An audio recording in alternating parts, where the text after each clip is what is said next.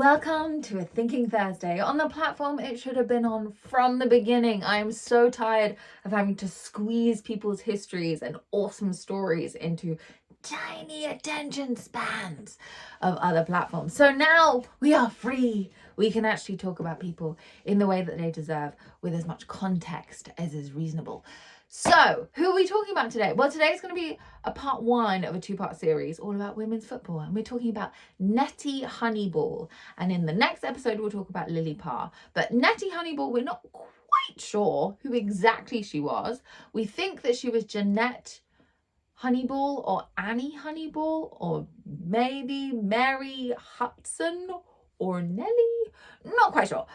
And therefore, we're not quite sure when she was born, but we think she was born in Pimlico. And we definitely know that she was living at 27 Weston Park in Crouch End as a lodger, a very independent woman, when she started doing some really awesome stuff. But firstly, let's have a little bit of context about where football was at the time. So football has been going on forever. As long as people have been around, we've been playing ball sports. We just love that way of hanging out. And in fact, Mary Queen of Scots had the oldest football in existence. And also, there's a really cute poem from Sir Philip Seymour in 1580 that goes, it's from a dialogue of two shepherds, and it goes, "A time that is for all, my mother often says, when she with skirts tucked very high, with girls at football plays." So we know that women and girls were playing football. So FA is formed in 1863, and then in 1881, Nettie is doing some pretty awesome stuff because she's at this point, she's good. She's good at football. She's playing football as well as forming her own teams. And she then starts to tour and she sets up this really big match, supposedly Scotland versus England. There wasn't quite the nationalities of the women playing, but it was a big event. These are thousands of people coming to watch these women play, and they set up a whole tour, right? And so the FA hasn't actually supported women. It's women independently making this stuff happen, but they're selling out. They're doing a great job at it. So in 1881, Scotland is playing England, and the Scottish team is being managed and run and captained by part-time captain, part-time goalie, Helen Graham Matthews, and her team is Mrs. Graham's 11. Now, we're going to come back to her in a minute, but I just got to tell you the story about how this match went because it was crazy. So, these women get out onto the pitch. They're all ready for a game, right? They're like ready to go. 7th of May, they play this game and they're like, awesome. Game went well, despite the fact they had pretty funky outfits. So they're wearing like loose blouses, but then they had like mini skirts over trousers. It was a weird look. We hadn't really got there because like most of the complaints about women playing the sport of football was that they would kind of degrade the sport by not looking ladylike during the sport. Which is like, what? Which is like, let them just play the sport, you pervs. If you find that you can't watch them play, if they're in short shorts, that's a you problem, not a they problem. So you can imagine their first match has gone really well and they're ready for the second game, which is on the 16th of May. They go out, they're in their kits, they're ready to go. The match is going pretty well and the rafters are packed. It's a full audience. Now, Lily St. Clair is a striker and she's lining up for the goal. But just behind it, she sees a man making an obscene gesture and it completely distracts her. She then goes to strike too late and the ball hits the crossbar and lands in the goalie's hands. But as the ball is being kicked away to the other end of the pitch, suddenly the rafters collapse. The whole audience is rushing in. They are taking over the pitch and invading on the game. They steal the ball. They knock down one of the England players. Lily St. Clair picks up the England player, even though she's having to barge men out of the way. And all of the players from both teams escape onto a waiting horse-drawn omnibus. However, that's not the end of the story. As they're being pulled away, through the air sails a massive stake. It's one of the wooden posts that was holding the rafters together. The men are ripping them apart and trying to kill the women for a game of football. This led to this progressive disdain for women getting to use football pitches, because it caused riots. Now, in these several matches, 2 of them led to pitch invasions that put women's lives at risk, put the players' lives at risk. So the FAS then banned women from playing on affiliated pitches, which at the time was all football pitches in the UK. Women weren't allowed to play. And unfortunately, at the time, women didn't have the right to own property like land. They didn't have the right to credit, so they couldn't rent anywhere. They couldn't even keep their own money if they were married, and they had to be married to have a stable income because they earned so little as an independent woman. So it left them with no options. Or did it? See, this is where Nettie comes in. Nettie Honeyball was like, nah, I'm not gonna let women's independence just disappear and out of existence, because women had been independent through the Middle Ages. They've been super independent for most of human history, and yet now she was in the situation where she was not only barely able to make enough money, even though she was working at a greengrocer's, she was working as a cashier, but she was making less money simply because of her gender. And then she wasn't allowed to play the sport that she loved and that she was really good at because of her gender, and she wasn't going to have that.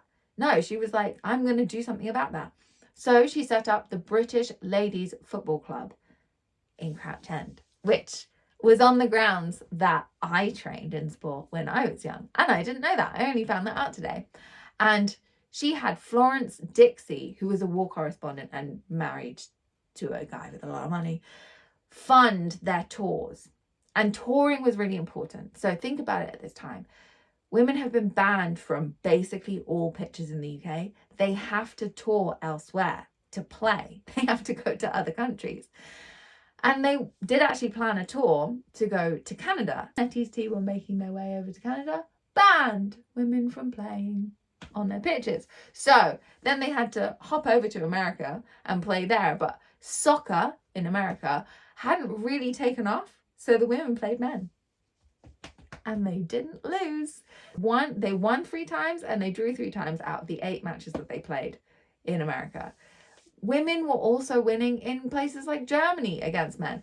It isn't true that women aren't as good in football. And we'll talk about that more in the second video. But anyway, they were playing men, they were winning, they were tying, it was, football. Teams playing teams. They weren't significantly worse, even though they had ridiculous outfits on. Like, just let them wear a normal kit. But we're also going to talk about Helen Matthews. So Helen Matthews was the manager and goalie and captain of the Scottish team that Nettie's team had been playing against.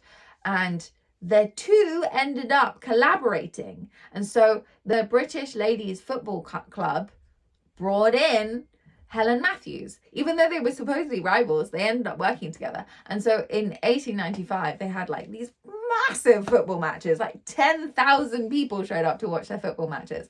And there was a really special thing about Helen Matthews, is that she was very non-discriminatory. She also had black players on her team, and it wasn't like something that she eventually came to. She was like, no, I'm just going to have the best players, and some of those happened to be black. So she had Carrie Boosted and she had Emma Clark and her little sister Jane, who were really good football players, and Helen didn't care what race they were, and so she also toured with them. She brought them onto the British Ladies Football Club. Not only was Helen Graham Matthews awesome in the fact that she was running a great team, the Mrs. Graham 11, and also a great player, but she was also part of a movement that was teaching women that they could be more liberated than they had been allowed to be. And particularly Nettie Honeyball was a very outspoken suffragist. So she was really fighting for women's rights. And I want to quote her directly, because she definitely wanted to be heard and make a difference in the rights of women. So she said, I look forward to the time where ladies sit in Parliament and have voice in the direction of affairs, especially those that concern them most. And I wish she was around today, because she's definitely made an impact. But she also said that she was running a football club. When she was interviewed about it, she was running a football club because she wanted to prove that women are not the ornamental and useless creatures men have pictured.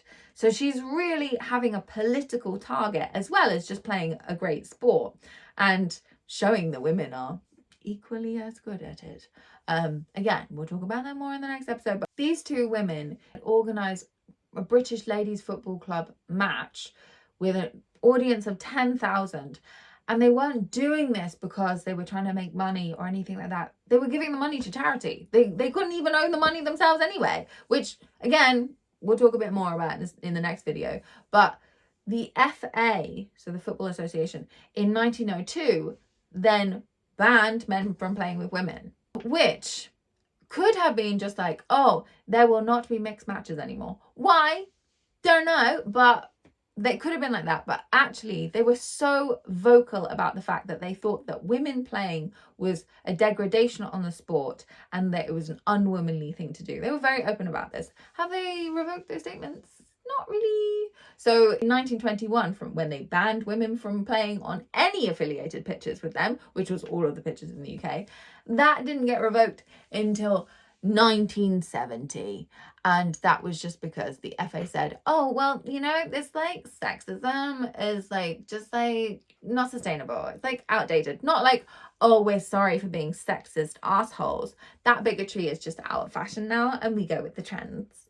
So instead, let's focus on Nettie Honeyball, who set the trend of women playing football, made it a serious sport, recruited actual professional players to train her team, and was part of the suffragist movement to get the female right to vote. She was awesome. Nettie Honeyball, quite rightly so, has inspired a few things because she was so awesome.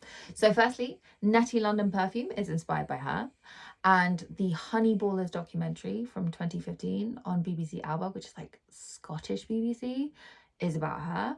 And there's also a Honeyball United women's walking football club. Now, I didn't know about walking football, but it's basically regular football, but no side tackles. And if you run, the other team gets a free kick. Now that sounds like my kind of football. But anyway, maybe check out walking football, maybe check out the documentary or the perfume, or read up on Nettie Honeyball herself or Helen Matthews or some of Helen Matthews' players, for example, Carrie Boosted or Emma Clark or Jane Clark, or just a bit more about football history. But next episode, we'll be talking about Lily Parr, a bit more of the history of football, but more about football today. And it's going to get very interesting. So I will see you next week.